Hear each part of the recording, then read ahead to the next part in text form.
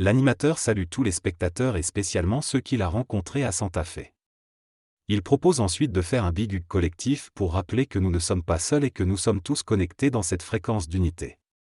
Il explique que vivre dans cette fréquence signifie vivre à partir du cœur et de l'amour. Il parle ensuite de la notion de taux vibratoire, qui est une représentation de l'énergie que nous possédons. Il donne l'exemple de l'électricité et explique que, dans la nouvelle conscience de la nouvelle Terre, il est nécessaire de vibrer à un taux vibratoire plus élevé, 360, qui implique un changement au niveau cellulaire, moléculaire et de l'ADN.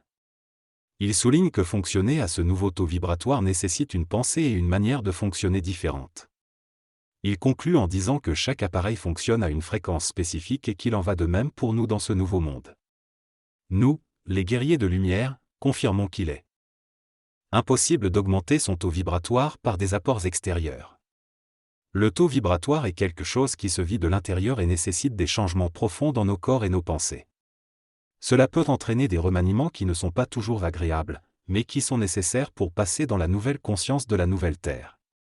Ce changement de taux vibratoire amène également des changements dans notre vie quotidienne, car il modifie nos pensées et nos croyances. Il est donc important d'accepter ces changements et de les vivre pleinement pour que notre taux vibratoire augmente et que la nouvelle Terre se manifeste en nous et autour de nous.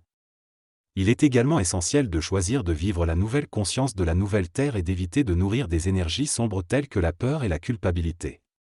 Tout événement, même douloureux comme la guerre en Israël, est vécu dans le cadre de cette progression constante de l'évolution de l'être humain.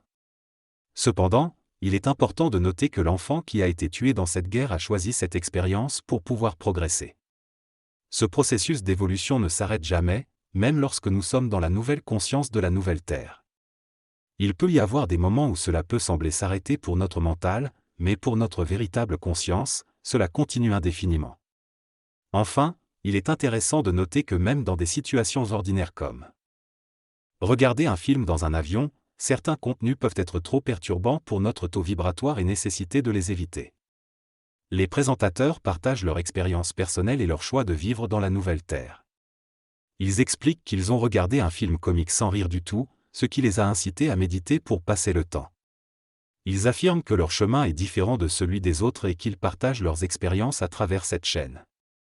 Ils remercient les viewers pour leurs témoignages et leurs commentaires, soulignant la sagesse de ces derniers.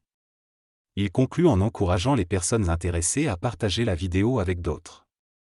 Ils expriment également leur amour et leur gratitude envers les viewers.